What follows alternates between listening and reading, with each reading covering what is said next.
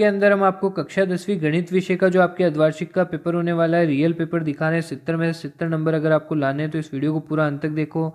ये जो पेपर आपको दिखा रहे हैं इस पूरे पेपर को अगर आपने अच्छे से तैयार कर लिया तो आपके पूरे में से पूरे अंक आने वाले हैं। और बिल्कुल भी वीडियो को स्किप मत करना, वरना एग्जाम बाद आपको पछतावा होगा कि हमने वीडियो क्यों नहीं देखी। और एग्जाम खत्म होने के बाद आप खुद आओगे और कमेंट करोगे कि सर आपने जो क्वेश्चन बताया वैसे के वैसे क्वेश्चन हमें देखने को मिले। संख्या भी हो सकता है कि चेंज ना हो, और बाई चांस चेंज हो जाए तो भी सेम आपके पेपर पैटर्न रहने वाला है, सेम क्वेश्चन आपको देखने को मिलने वाले हैं बहुत सारे। और सभी जिलों के लिए मोस्ट इंपॉर्टेंट पेपर है। हमने अंग्रेजी का भी बताया था, आपके पेपर बैठा था। अब हम गणित का बता रहे हैं तो ये भी आपका पेपर बैठेगा। ठीक है, तो इसको अच्छे से तैयार करना। तो सीधा चलते हैं हम पेपर की तरफ। बिल्कुल भी वीडियो स्किप मत करना, वरना पछताना पड़ जाएगा एग्जाम बाद। तो ये है अपना पेपर। तो सीधा पहले प्रश्न की तरफ ही चलते हैं। ठीक है, तो पहला प्रश्न आपको दिया है वर्ग समीकरण 2x² minus 4x plus 3 is equal to 0 के मूल गुणनफल होगा। मूल गुणनफल कैसे निकालते हैं 1000 बार बता चुके हैं, आपको सूत्र याद होना चाहिए।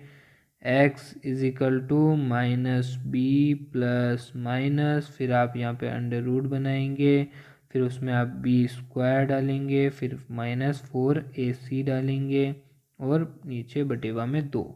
इस सूत्र में ये सारे को फिट करो। आपको पता है इसमें a क्या है तो 2a हो जाएगा। ठीक है, ये a हो गया और इसमें ये b हो गया। b क्या है 4 नहीं है, -4 है, याद रखें -4, वरना लफड़ा कर दोगे।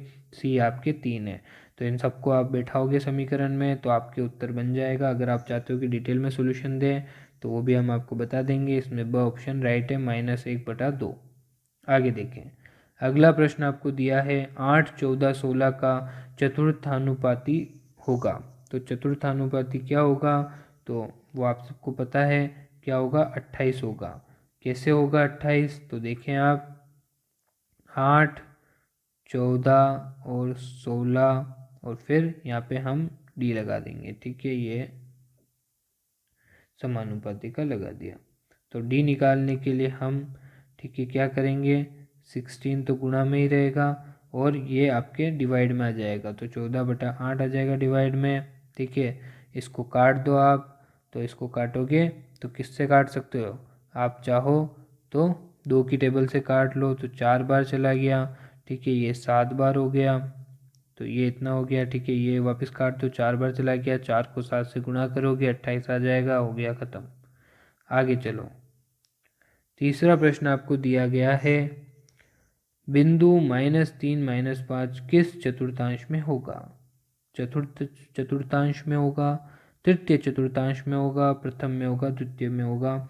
कम से कम 1000 रुपये का सवाल है। केबीसी आप खेल रहे हैं, कौन बनेगा करोड़पति, सबको पता है। ठीक है, ग्राफ बनाना आता होगा सबको। y और x रेखा है। यहाँ पे जो पहला चतुर्थांश होता है इसमें दोनों प्लस में होते हैं, दूसरे में माइनस प्लस में होते हैं, तीसरे में दोनों माइनस में होते हैं और चौथे में आपके प्लस माइनस में होते हैं। तो ये तीसरे चतुर्थांश में होता है, तो ब ऑप्शन इसमें राइट हो जाएगा। और क्या है, आगे देखते हैं अगला प्रश्न। अगला प्रश्न आपको ये पूछता है यदि tan थीटा इजिकल टू 1 है तो थीटा का मान क्या होगा। सब बच्चे को पता है 45 डिग्री।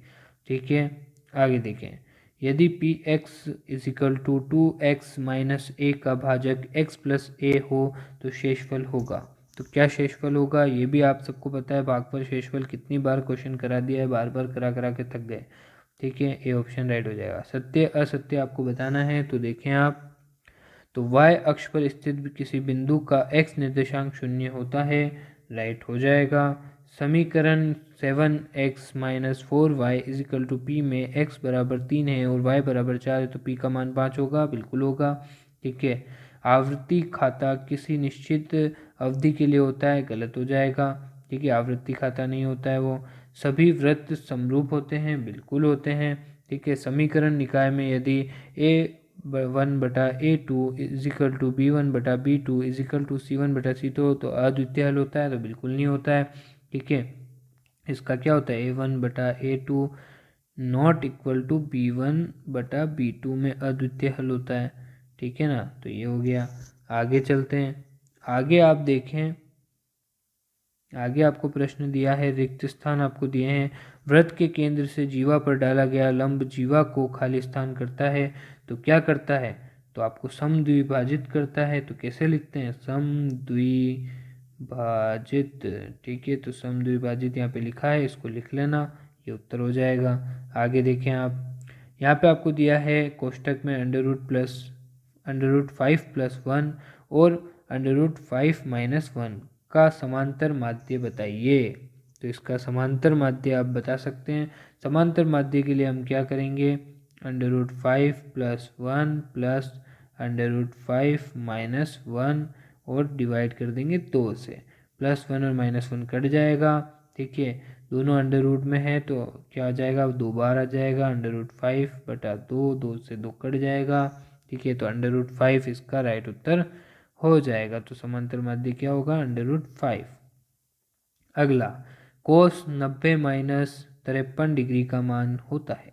कोस का साइन हो जाएगा। ठीक है, 90 में से 53 घटाए तो कितना बनता है, तो 37 डिग्री बन जाता है, तो 37 डिग्री हो जाएगा। तो साइन 37 डिग्री इसमें राइट उत्तर हो जाएगा। और क्या चाहिए, आगे देखें, विषम संख्या का वर्ग सदैव खाली स्थान संख्या होता है। तो विषम संख्या का जब वर्ग करते हो आप, तो उसका वर्ग क्या आएगा, जैसे हमने 3 का वर्ग किया, स्क्वायर किया, ठीक है, तो क्या आएगा, 9 आएगा। तो वो भी क्या होता है, हमेशा विषम होता है। तो विषम को विषम लिख दो। और क्या, विषम संख्या का वर्ग सदैव विषम संख्या होता है। 12 और 6 का तृतीयानुपात क्या होगा। तो 12 और 6 का तृतीयानुपात बताना है। तो देखो आप, 12 और 6, ठीक है, और तृतीयानुपात बताना है, तो 6 एक और बार लगा देते हैं और फिर यहाँ पे x मान लेते हैं या फिर d मान लो, चलो जो आपको मानने की इच्छा हो वो मान लो। फिर आप इसको भी ऐसे ही सोल्व करोगे जैसा हमने आपको बताया था, 12/6 कर दो, यहाँ पे 6/b कर दो या फिर d कर दो, जो आपको करने की इच्छा है, या फिर x ही कर दो, जो आपको सही लगे। यहाँ से काट लो, 2 बार कट जाएगा। ठीक है, फिर ये 2 उधर डिवाइड में चला जाएगा, x इधर आ जाएगा, तो ये डिवाइड में जाएगा तो ये काट देगा, तो 3 आ जाएगा, तो ये 3 उत्तर हो जाएगा। और क्या चाहिए, ऐसे इतने इजी क्वेश्चन होते हैं, आप इजीली ये सारे क्वेश्चन कर सकते हैं। एक बहुत ही इंपॉर्टेंट बात बता देते हैं, उसके बाद हम बाकी के सॉल्यूशंस देख लेंगे। इंपॉर्टेंट बात यह है कि आप सबको बता दें कि राजस्थान में आप सबको पता है कि हर ज़िले में अलग अलग टाइम पे अलग अलग ज़िले में पेपर हो रहा है, यानी किसी ज़िले में कोई पेपर पहले हो गया है तो किसी ज़िले में कोई पेपर बाद में हो रहा है। तो इसका आप बिल्कुल फ़ायदा उठा सकते हैं। 6350459046 ये व्हाट्सअप नंबर है, इनको आप सेव कर लें AS सर नाम से। और इस पर आप क्या कर सकते हैं, आप अपनी क्लास का लिख के, अपनी कौन सी क्लास में आप, ठीक है, और आप अपना सब्जेक्ट लिख के और अपने जो ज़िले का नाम है, डिस्ट्रिक्ट का नाम है, वो लिखकर आपके जो भी पेपर हो चुके हैं उन सब का फ़ोटो खींचकर आप भेज दें। इससे क्या होगा, आपको उस पेपर का सॉल्यूशन मिल जाएगा और दूसरे बच्चों का किसी ज़िले में वो पेपर नहीं हुआ है तो उसको इंपॉर्टेंट क्वेश्चंस मिल जाएंगे, मोस्ट इंपॉर्टेंट क्वेश्चंस। ठीक है, उसको पेपर फ़ायदा करेगा और आपको सॉल्यूशन मिल जाएगा। दूसरा, आपका एक और फ़ायदा हो सकता है, जो आपके पेपर नहीं हुआ है वो किसी और ज़िले में हो चुका है तो वो आपको मिल जाएगा, पर आपको भी अपना पेपर ज़रूर भेजना है। तो ये आप कर सकते हैं, इससे आप सबका फ़ायदा होगा। थैंक यू फॉर वॉचिंग, मिलते हैं नेक्स्ट वीडियो के अंदर।